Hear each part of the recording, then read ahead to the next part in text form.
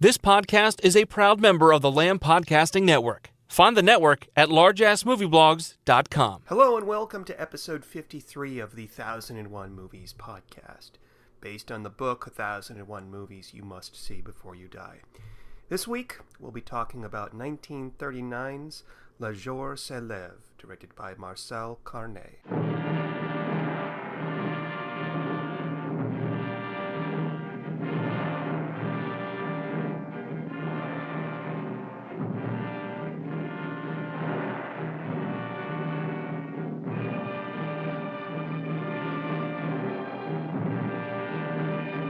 Marcel Carne was one of the fathers of Poetic realism, a small movement in French cinema throughout the 1930s and 1940s.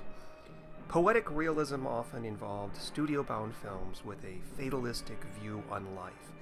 The protagonists were working class, and the resolution of the story was never pleasant, often resulting in death or some other tragedy. 85 years later, poetic realism has mostly been forgotten by all but the most dedicated film historians, although the films of Jean Renoir tend to stand out as the best examples of the movement.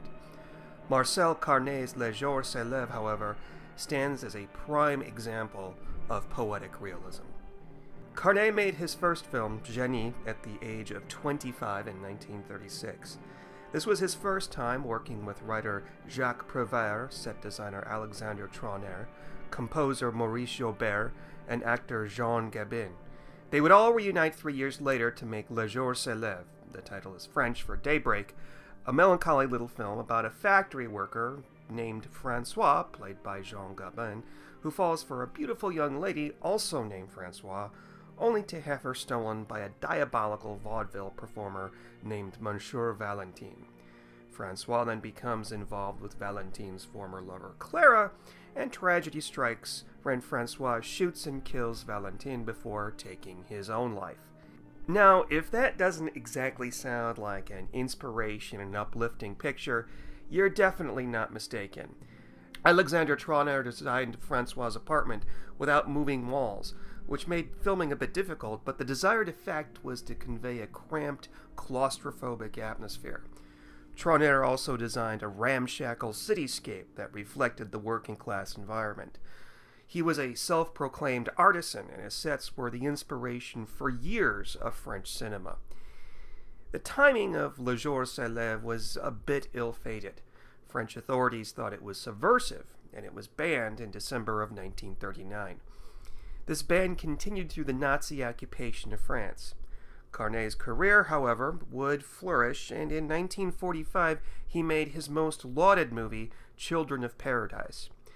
Between this film and Le Jour, leve, Carne worked in the Vichy Zone, the generally unoccupied southern part of France, and would go to great lengths to hire Jewish employees.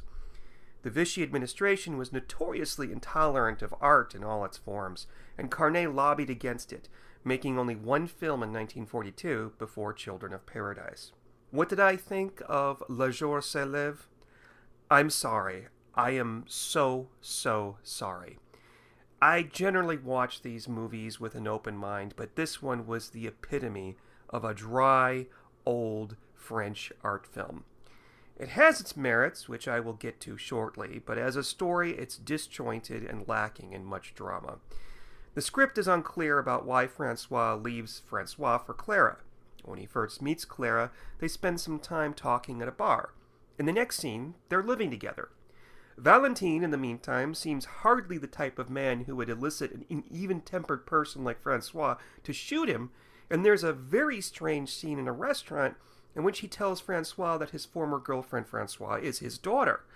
In the next scene, Francois says this is a lie before committing herself once again to her former lover Francois. Clara, the fourth point in this quote-unquote love square, seems to be relegated to the background throughout most of this. As I mentioned, there is some good stuff here. Trauner's backdrops and cityscapes are admirable, and the acting is absolutely top-notch. In episode 50, when I talked about Jezebel, I mentioned how Bette Davis shined above and beyond her co-stars, noting how most of them seemed to be acting their socks off in a way seen so often in 1930s Hollywood films. The actors in Le Jour, leve are so organic that they put their American counterparts to shame. I dare say that their work is about 30 years ahead of its time. Unfortunately, this isn't enough to redeem the film for me. It's interesting that the film opens with a title stating, "A man has committed murder. Locked, trapped in a room, he recalls how he became a murderer." If this sounds as if it would be better suited in a silent film, it's probably because audiences in 1939 had little to no concept of what a flashback is. After we see Valentine dramatically shot, the story of what leads up to that point is all told in flashback. This is probably the film's highest point, as it is indeed one dramatic opening, but the rest of the film just seems to peter out for me. I really wanted to like this film. With a score of 7.8 out of 10 in IMDb, it's clear that it's held in high regard by many people. However, I just cannot escape the fact that the story is unbelievably dull. The Criterion Collection released this film as part of its Essential Art House collection, which probably explains the problem. This is an art movie, as opposed to a Hollywood film with a definite narrative. The disjointed plot is probably attributable to the fact that it was written by a surrealist writer, and the goal of the filmmakers was to convey a particular feeling, albeit a rather depressing one, rather than tell a compelling story. I think perhaps this may warrant another watch someday, but in the meantime, I'm hesitant to really recommend it to anyone.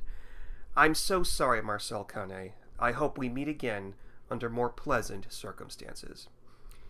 That's all I have to say about Le Jour, leve. Come back again next week when we will discuss Francois Truffaut's 1973 drama Day for Night. In the meantime, feel free to email me any questions or comments at 1001moviespodcast@gmail.com. Follow me on Twitter at 1001moviespc, and look for the podcast's Facebook page.